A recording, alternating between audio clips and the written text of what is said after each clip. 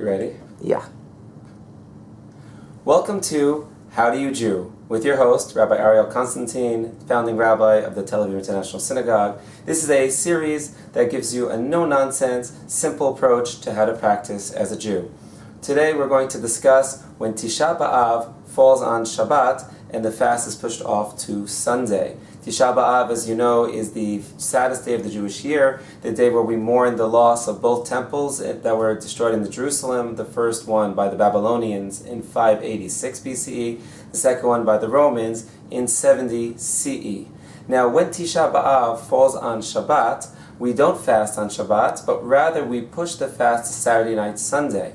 The Shabbat itself is known as Shabbat Chazon, as is always when the Shabbat before Tisha B'Av is known as that, as it is named after the first words of the Haftorah, Chazon Yeshayahu ben Amos. But it has a special import because it is the Shabbat, actually Tisha B'Av itself. Now, the traditions of Shabbat Chazon are as follows. We sing Lecha Dodi, according to the Ashkenazic tradition, to the tune of Keli Tzion, one of the elegies and actually the oldest known recorded Jewish melody back from the 12th century.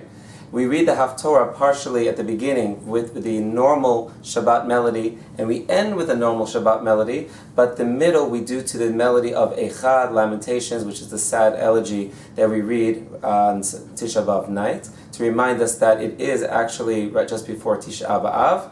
And otherwise, we have no other public acts of mourning on the Shabbat, even though it is actually the Tisha B'Av day. However, as we get close to the end of Shabbat, things start to change. We have our Suda Mafseket. Suda Mafseket is the final meal before the fast. Normally, we would have an egg dipped in ashes, only one cooked item. However, because it's Shabbat and no acts of public mourning are allowed, we're allowed to have a full meal, and in fact, we're allowed to have meat at this meal because it is Shabbat, and therefore it is a celebratory third Shabbat meal known as the Suda Shlishit. However, we take a number of precautions to make sure that we don't violate Tisha B'Av, that is, as the fast starts to come upon us. As sunset, between sunset and dark, you have a time that you're not sure which day it is. We keep the Shabbat continuing, but we refrain from doing the following things. These 5 things that we don't do on Tisha B'Av, similar to Yom Kippur, those are eating and drinking, not bathing or washing, not anointing with creams or fragrances, not wearing leather shoes, and not having marital relations. These things begin after sunset on Shabbat. We stop eating and drinking, we don't anoint, and we don't wash unnecessarily, unless, of course, we need to wash our hands because they're dirty. Because, again, there are no public acts of mourning. However, already on Shabbat, there are no marital relations, because that is a private act, and therefore we are permitted to prohibit that on Shabbat. And we don't put on non-leather shoes, because non-leather shoes are a public act of mourning, and we don't do public acts of mourning on Shabbat. Now, here's a checklist of what you need to do.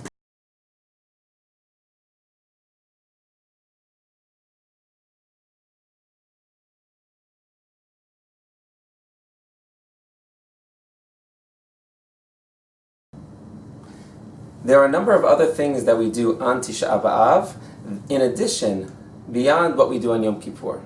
They are as follows. Number 1, we sit on the floor or low benches, like a mourner does after someone passes and they, God forbid, are sitting Shiva.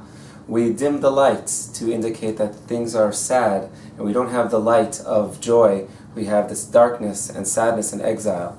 We take the parochet, the ark cover, and either flip it around or take it off altogether to show that the temple is in shambles.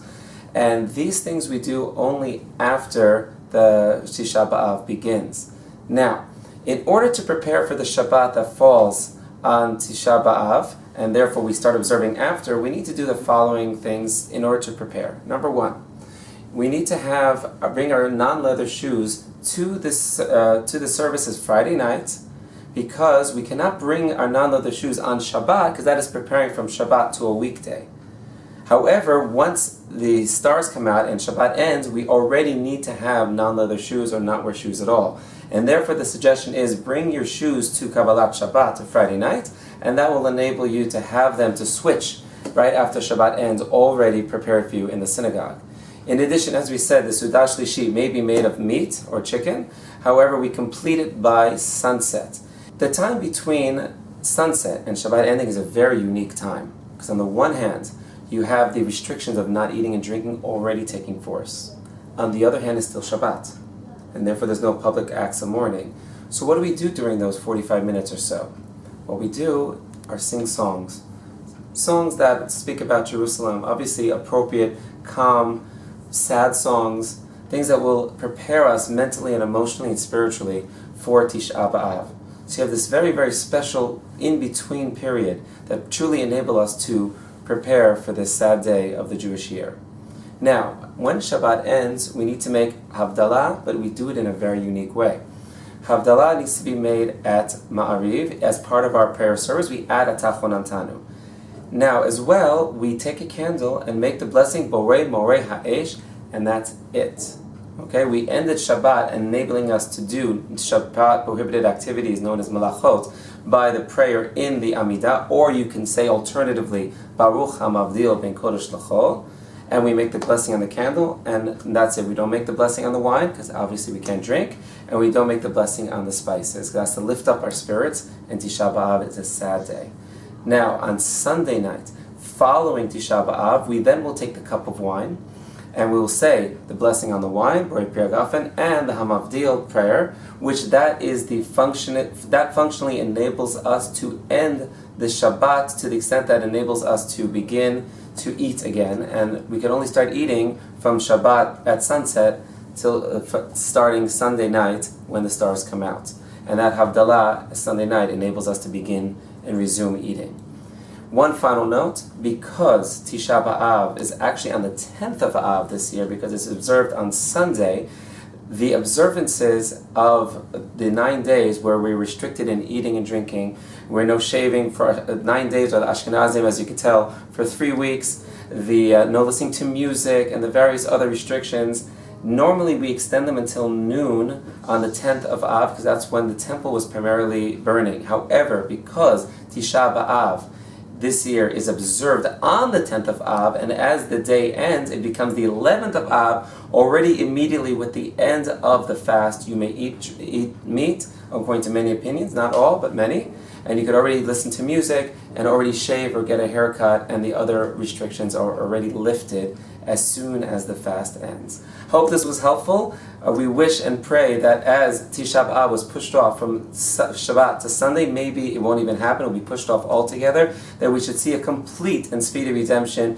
peace for us in Israel, and peace throughout the world. This has been the first edition of How to Jew with Rabbi Ariel Konstantyn. Thank you.